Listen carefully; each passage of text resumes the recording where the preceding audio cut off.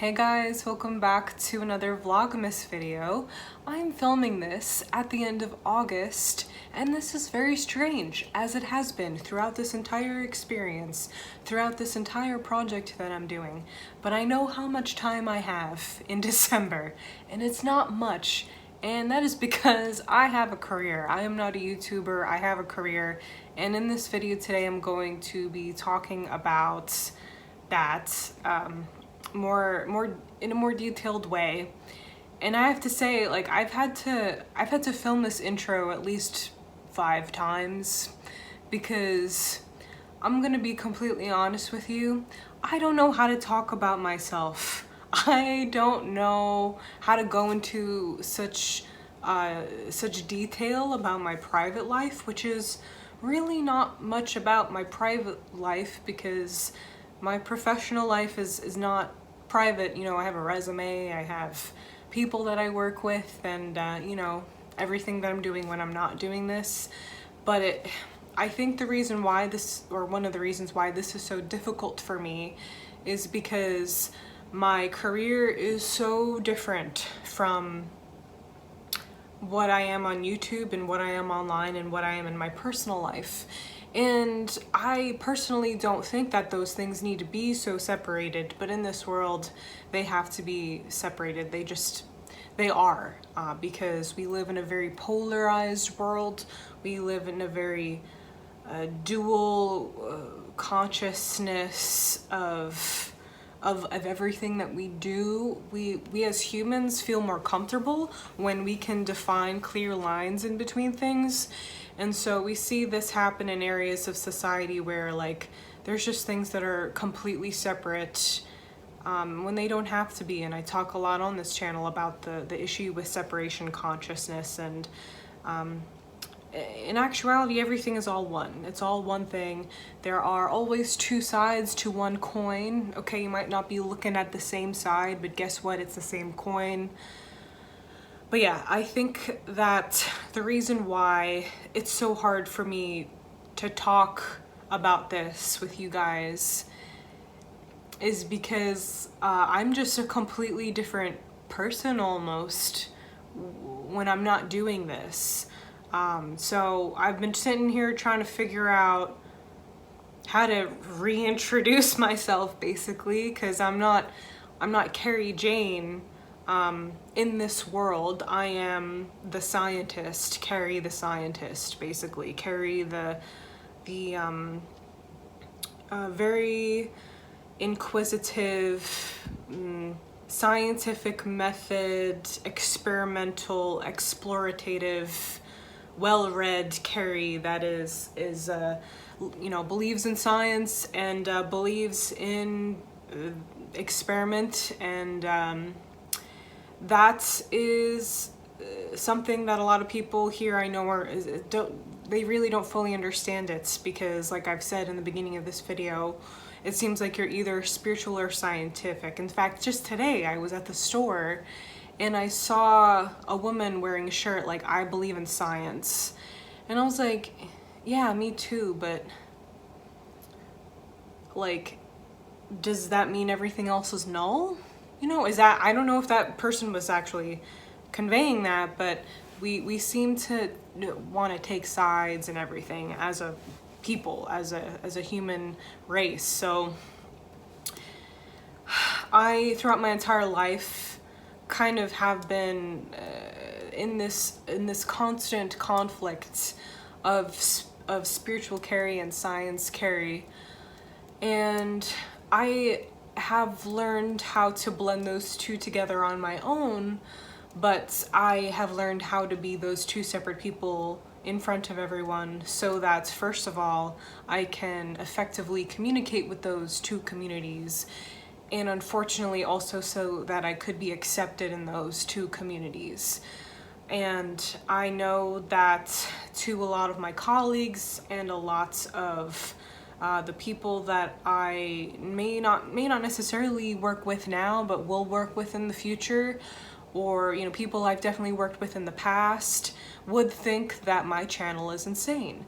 They would think I'm fucking crazy. They would probably rethink trusting my anything, you know, just me as a person, really. Just because, you know, in the world of science, if you can't prove it with their limited tools, it's not real and it doesn't exist. And to me, that's not why I like science. I like science because it's always changing. Every single year we learn new things. Science was supposed to be our way out of dogma, and unfortunately, just because of the human condition, dogma is in science as well. And then on the spiritual side of everything, I have a hard time communicating with people because you kind of like see people being too right-brained instead of too left-brained. You see people who are not really able to think critically. We see people who are not able to even like have appropriate listening comprehension skills or reading comprehension skills, something that is vital in the science community. If you want to understand anything in science, you have to be able to read very well. You have to be able to communicate very well. Unless you are heavily involved with mathematics, not all the time, but a lot of people involved in mathematics have a hard time communicating. You know, they're not really always good in English class, but they are math wizards, they're science wizards. So, you know, that's also an area in the science community, but I digress. Like, the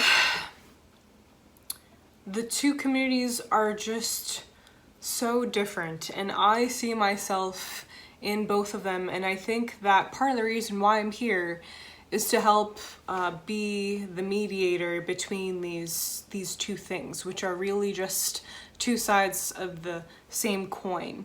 These are two things that I'm constantly working towards mastering within myself, within my ideals, within my everything, my personality, etc. And in doing so, I can go to both communities and say, you know, this is how you're similar, this is how you're different. This, you know, there's areas in spirituality that would be a service to science, and there's areas of science that would be a service to spirituality.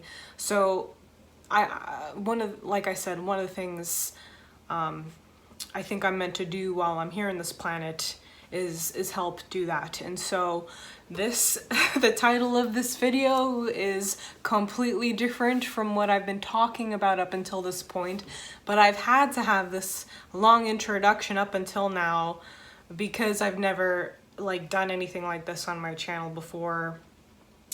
But I think I'm finally ready to talk about why I'm making this video today.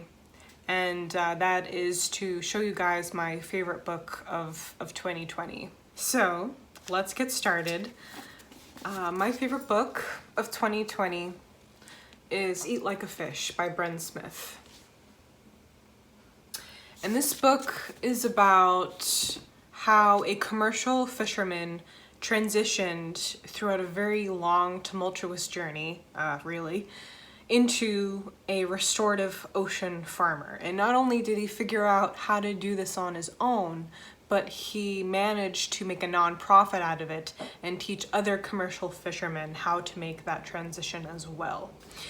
And so, if you couldn't guess yet, my area of study is marine sciences, specifically fisheries. And I think that I could go in and out of fisheries, but right now I think that just because of the way the world is going right now,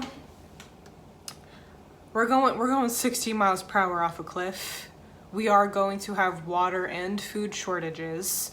There will be mass migrations. It is hard to tell exactly how horrible it's going to be, but trust me, it's not going to be good. We are going to have to be innovative and figure out solutions of how to feed people when the climate is not producing crops, and just the issues that we don't even know are going to come because this has never happened to us in recorded history before, so we don't know what to expect. But there's going to be a lot of change. We're going to have to adapt, and if we want to survive, it will take solutions like this book offers. So that's why I'm really involved and interested in fisheries, especially things like aquaculture. I think that this is the future of food, honestly. And the thing about this book is that the way this man farms and has learned how to farm the ocean, it's not fish. Okay, hence the title, Eat Like a Fish. We're not farming fish in this book.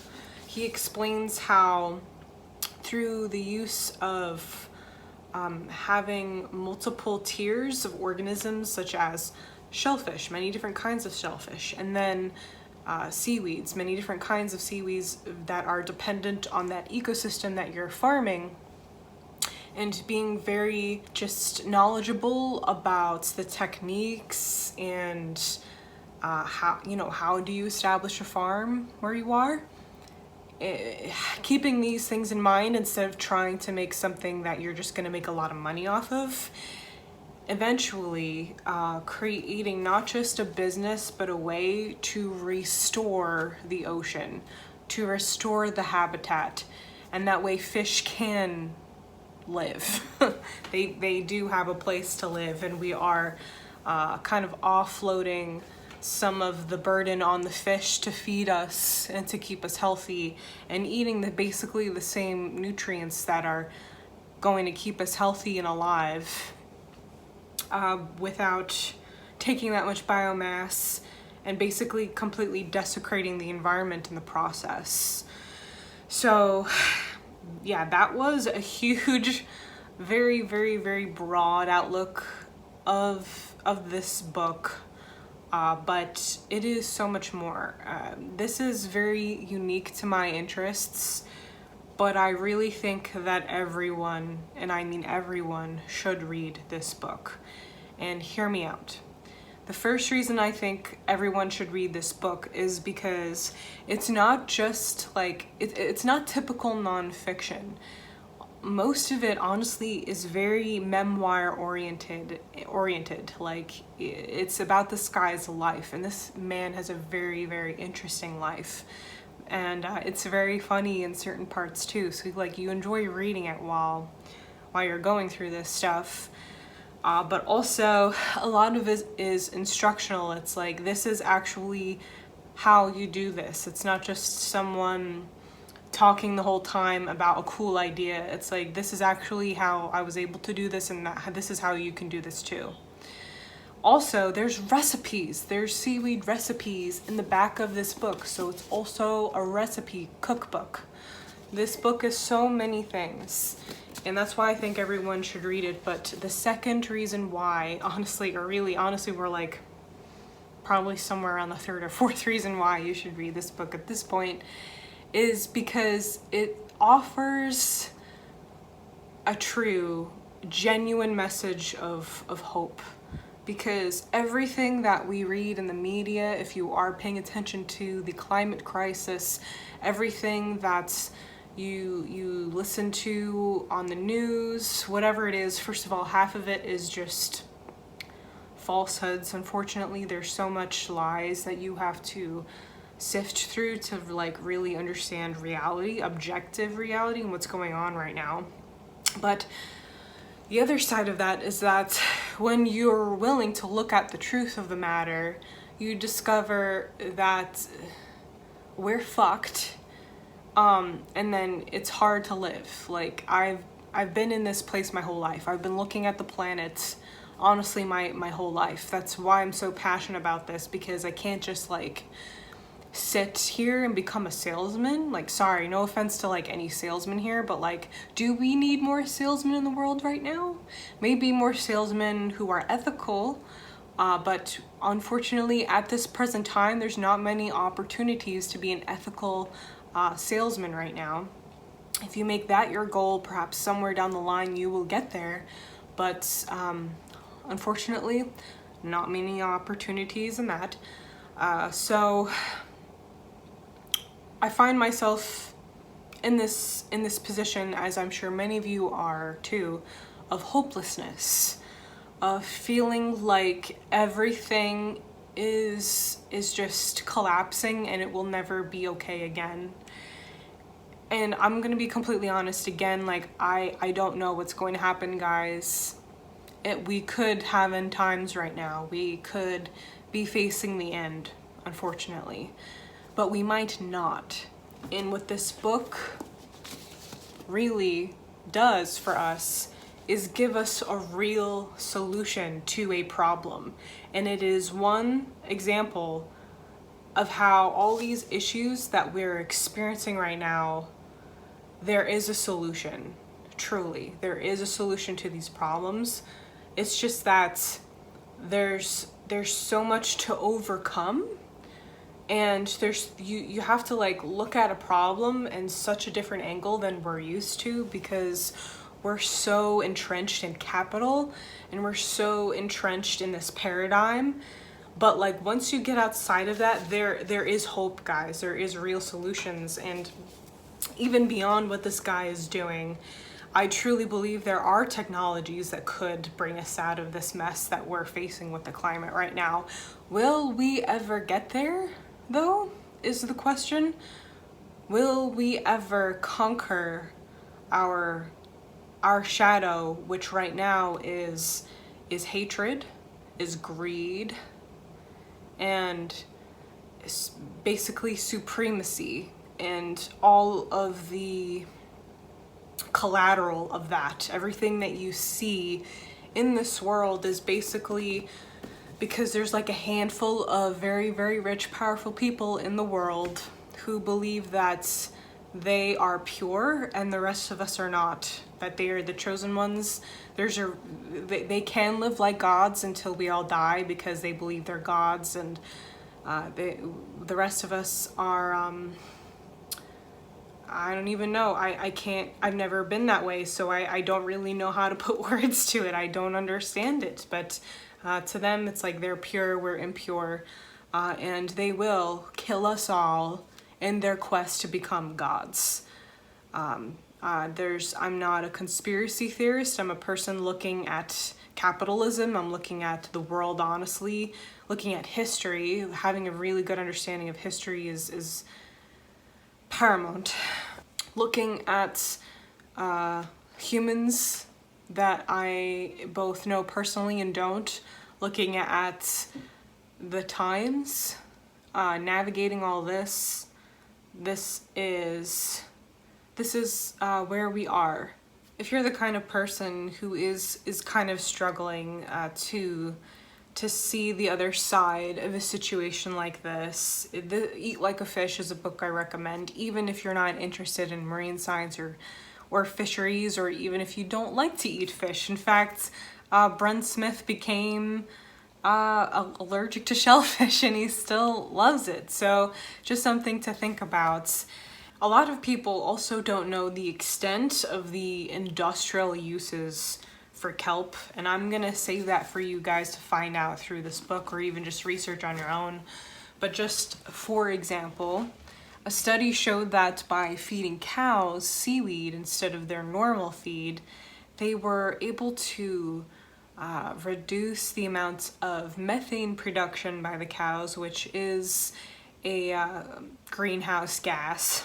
And they found that there was at least something like a 90% reduction, and that is in this book. The exact number of that in this book, although I can't remember it, but I do remember reading it and thinking, holy shit, that is insane. It's like, why have we been feeding our cows garbage this whole time? So that's just one example, but like, guys, seaweed is in things you would never guess.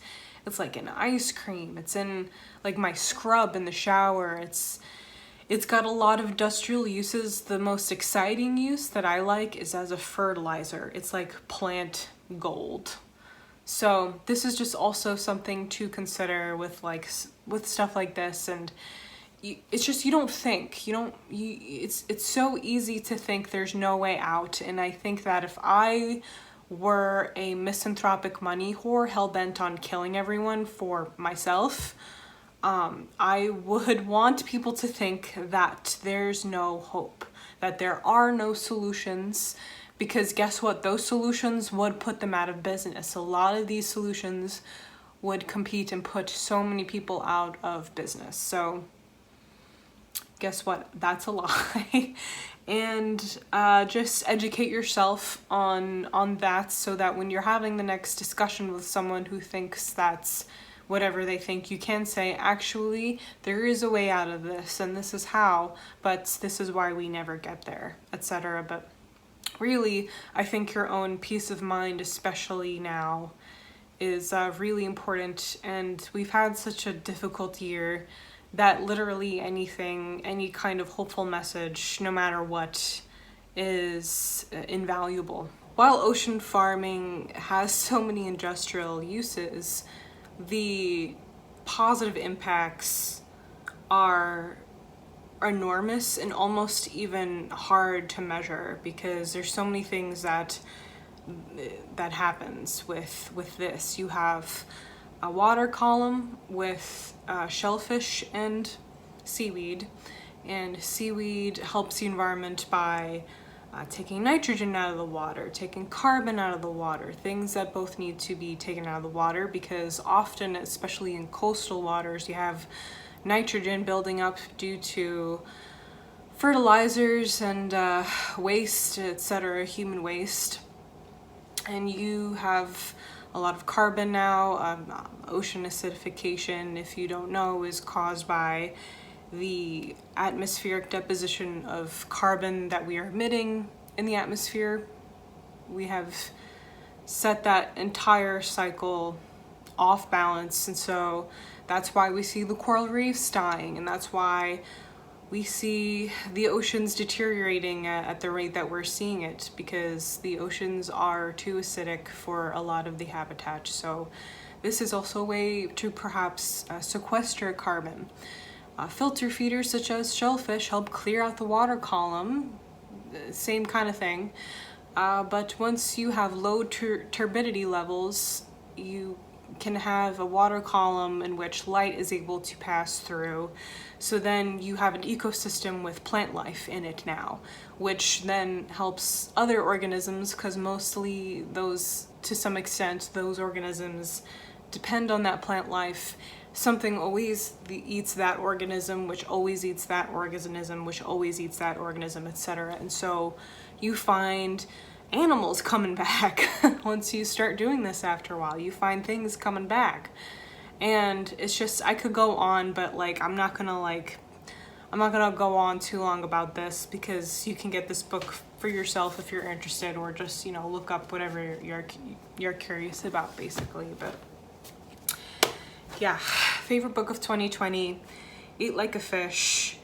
And I have to say, when I was in high school, I felt that many times I was in a fork in the road as to what's to pursue, because at that age we're always exploring. We're always kind of like, oh, I could go into this, or I could go into that, well, at least it was like that for me. I had and still have very many interests. I remember in middle school wanting to be a writer, and then I remember after that wanting to be a marine biologist, and then after that thinking about neuroscience. And I have too many interests. Basically, I didn't know which one to pursue.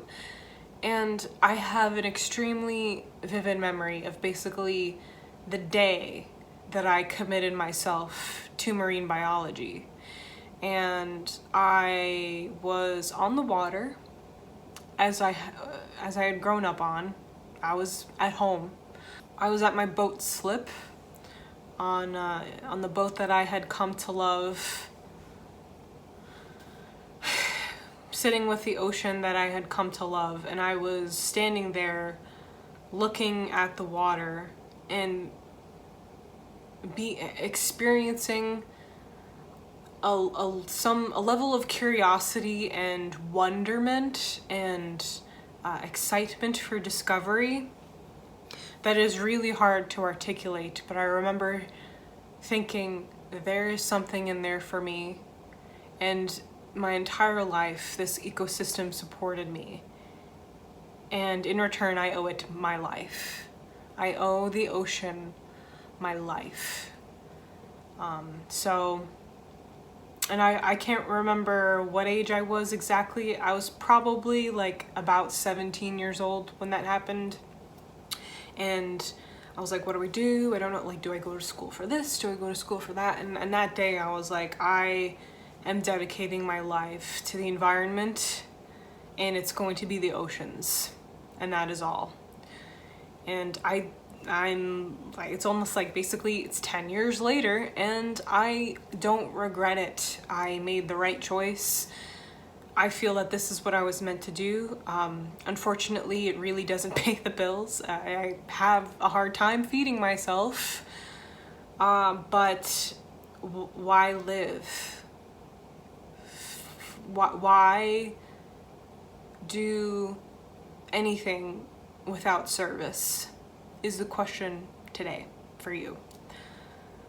You know, like, it kind of reminds me of that scene from the movie, I can't remember, but Robin Williams is in it, and it's like the one about poetry, and it's not Good Will Hunting, it's God, I can't remember the name of it because it's been a long day. Listen, I've been up since 5 a.m.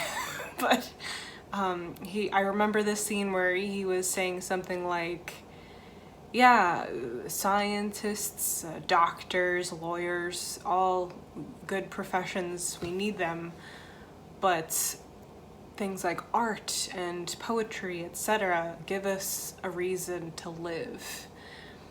And it's not just about the doctors versus the artists, in my opinion. It's like, really, why are we here, truly? It's not to just make money and die. It's not. When we die, we don't even get to take our bodies with us. So make it count. You will not get to take your stuff with you. You will only get to take your raw, naked soul and everything that you've done here. And you're going to be a dead person much longer than you're going to be a living person. So it's time to make this count.